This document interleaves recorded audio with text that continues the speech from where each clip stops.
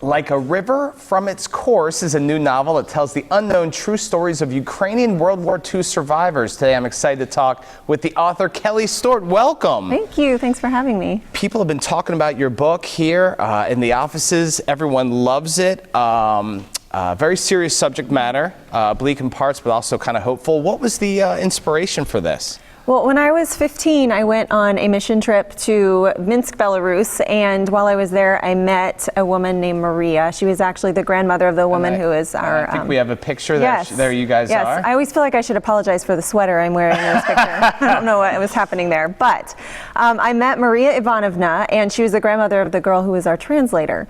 And I fell in love with the language and the country, so in college I went back and I lived with her granddaughter, and I was studying Russian, and I would just go talk with Maria and hear her story. And she had survived a Nazi slave labor camp.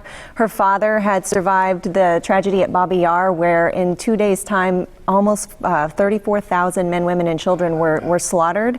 And he survived by falling into the ditch just before the gun went off and letting the bodies bury him and crawling out. Wow. And so when I went to college, I became a writing major, and that was the first story that I wanted to tell. So that was sort of the beginning of it all. Right, so it was 15 years of research into this book. Now, let me ask you, like the physical and emotional, 15 years in the subject matter, did that take its toll on you at all? It did. There were some days where there were actually some periods of time where I just had to step away. It was so hard. I went back to Ukraine in 2003, and for a month I toured the country, and I interviewed over 100 veterans from World War II and got their stories. And so a lot of the stories from the book are based on those true stories. Now you tell it from 4 different perspectives. 4 different perspectives. And all that 15 years of research and all these interviews.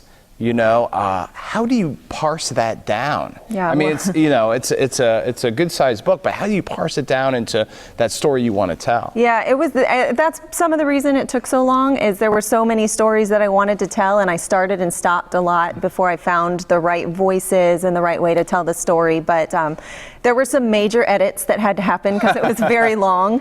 But ultimately, we were able to tell the right stories in the right way, and I'm really proud of the way that the book turned out. My deepest desire was that the men and women that I met would be honored through this, because we just don't know so much. We know a lot about World War II, but there's so many stories we don't know. And Ukraine and what happened in the Soviet Union, there's a lot that happened there that people don't know. And so my deepest desire was that I could honor them through these stories. Have you been getting response from? I have. I've been getting some really positive responses, and it's been such a blessing because you pour so much of your heart and your life into this. Sure. And it's very scary to put it out there as an American writing about someone else's culture and history. But I've gotten some really lovely responses. Especially now, it takes on a relevance with Russia and the news going on. Where can people find your book? It's on Amazon.com, Barnes & Noble. You can find it in some bookstores, or you can visit my website, kellistuart.com, and get lots of information there. Awesome. Hey, thank you so much. Yes, absolutely. Yeah, I know our producer, Lisa, is raving about your book, and so you're going to sign a copy for me, too, right? Yes, I am. I'm going to write a nice message, too. All right, I need a nice message. Yeah, all right. Hey, thank you so much. Thanks for having me. Hey, many